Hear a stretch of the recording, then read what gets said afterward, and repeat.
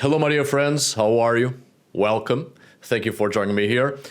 I'm Freyja, and given the information on the previous video about Freyja's connection to Friday the 13th, which is absolutely none, I've spoken in that video about a particular case as depictions of witches in a medieval church in northern Germany, to be more precise, in Schleichwich Cathedral, now in Germany, but formerly from Denmark. And I've made a little study on it some years back at my Patron, at the Patron platform, at my side of Patron, and I would like to share it here with you on video format.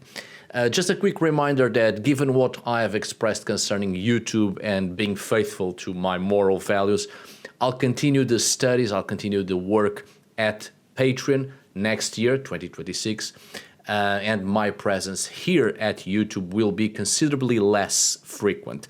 But for those who might not remember why and what I said in my and my reasons for this, and for those who don't know at all what I'm talking about, check a previous video I've done about it, and you can also see it down below at the description of this video, I think. Well, anyway, if change doesn't naturally occur, which often doesn't occur at all, or it takes too long, and in the meantime there's just too much suffering, too many people suffering, well, it has to be done by force, under the power that is given to us. Let us jump into today's video, right? And leave all of that behind for now. More information on the shifting, let's say, of my work and platforms on that previously mentioned video to anyone who cares to know my own reasons for such a shift. Well, as previously said on my latest video about Freyja in my Nordic studies, the belief of Freyja, this goddess, as the queen of witches, although not entirely a recent idea, it has gained more ground and popularity and appealing in our contemporary time, mostly due to a misinterpretation of witch figures in the ceiling of a medieval church. I'll show you the images in question right here on the screen.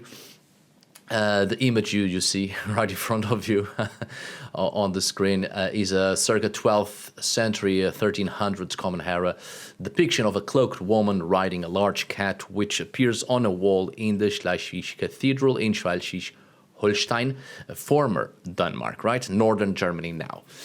She's commonly interpreted as Freyja. She's also alongside another feminine figure riding a broom, interpreted as Frigg, more commonly in modern studies, interpreted as such, which again, after further investigation, this is also a misinterpretation and too easy of finding, or too easy finding a pattern where there's none, right? So to be more directly here, these are in fact Christian depictions of what we could perhaps call proto-witch figure. These two representations are one of the biggest puzzles about medieval Scandinavia.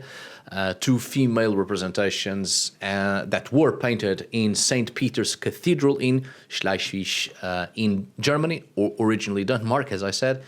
They were dated around the year 1300, which led to the traditional interpretation that they were the goddesses Freyja riding on a cat and Frigg flying on a broom. Sorry.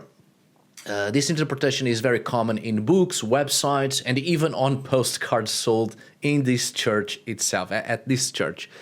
However, more recently, researchers have questioned the date of these two figurations, considering that they would have been made in the mid 15th century and not in the 13th century as thought before. Therefore, the previous interpretation began to be questioned, obviously leading to a new interpretation and new studies on this context. So, the first female figure is therefore not the goddess Freyja. There are no literary or iconographic traditions of her riding cats, and the church animal is actually a fantastical being in the form of a feline, which which has anthropomorphic features and supernatural size. I should remind you, calm down, that Freyja was indeed associated with cats, right? But there is no evidence that the goddess rides them, right?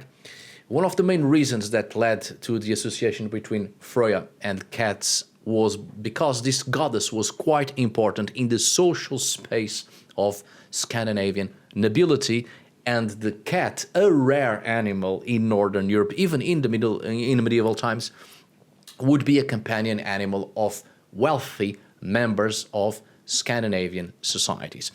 I have some videos about Freyja and cats. I'll leave at least 2 of them here on this right upper corner and in the description of this video, so you can take a peep. Now, another factor must also be taken into account concerning feline sexuality and fertility in relation to these same connotations in the Freyja cult, right? But that's on that other video, right? Older video. However, the cat became a more usual symbol, especially in churches, but also in manuscripts and the illustrations in other literary works in medieval times, both as a representative figure of evil and the demonic, as well as in relation to pest control within the domestic environment and such. But according to the latest research, this latest research being in 2022, which was when I first spoke of this at my site of Patron, well, it seems that this fresco in the church is not a cat but a supernatural being. Now, the second figure is even more questionable. Frigg. Well, the goddess Frigg was never depicted nude, let alone flying around. An important historical detail is that the iconographic tradition of witches flying on broomsticks dates back to the 1450s, meaning there isn't a tradition of witches flying on brooms before the late Middle Ages, already entering the modern period.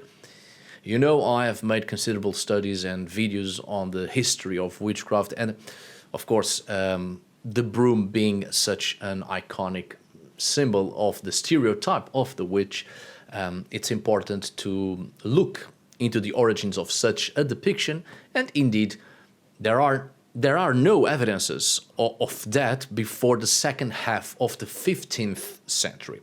So we are talking about a depiction almost 500 years after the church in Europe began to take its first steps towards the witch figure as the beginning of a problematic religious conception.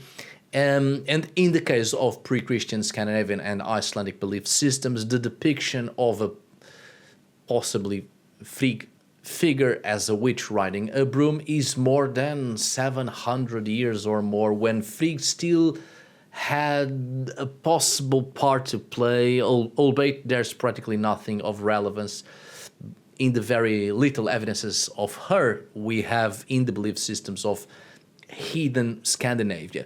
But truth be told, Frigg never actually had much relevance in the religious conceptions of pre-Christian continental Scandinavia and in the Scandinavian peninsula as well. So the 2 female figures can only be analyzed if we take into account 2 contexts. First, the huge amount of paintings representing fantastic beings existing in a side wing of this cathedral and dating from the late Middle Ages, such as dragons, dwarves, centaurs, all painted with a clearly late aesthetic. The second context is the botanical one. The cathedral is full of paintings, sculptures, ornamentations, and symbolism of flowers and plants that are very important for the daily life of the region. For example, the second female figure, the Frigg, is flying on a broom made of milk thistle, Cyribum marianum, just to show off. Therapeutic, and then I fuck up in English. Now I'm done here. Why are you still watching? So the milk thistle, as I was saying, it's therapeutic. Good gods, it's a plant for therapy and also a hallucinogenic plant. very popular from the transition to the Renaissance. So, in case this may lead to ideas of the plant being associated with Frigg and a possible connection to a trance state related to the cult of the gods, well, there are no evidences of any cult associated to Frigg, let alone specific plants and other objects related to this goddess aside from weaving, right? Spinning and weaving, which was also highly associated with Freyja as well. But both goddesses were merged together, and it is hard to understand which one's attributes was assimilated into the other. Besides, Frigg did not have much relevance, as I said, in the religious scope in Scandinavia. The association between hallucinogenic plants and magical women, witches in this case, is rather late into the Middle Ages. Therefore, the two figurations show evidences that they are already in a context not only far from the old Nordic, Old Norse traditions, but also there's a clear popular and religious imagination stepping away from such traditions, creating new types of folkloric associations that we do not see at all in pre-Christian Scandinavian belief systems. Thus, the two figurations are fully inserted in the late Middle Ages context of continental Europe, and in this way they are not goddesses at all, but representations of witches, well within the European post-Catholic folklore of the very late Middle Ages. So I just wanted to make all of this clear as possible, as I have shown you these two figurations on previous posts at Patreon for my patrons and on videos here at YouTube and other platforms all over the internet. I've also spoken of this and shown you these images.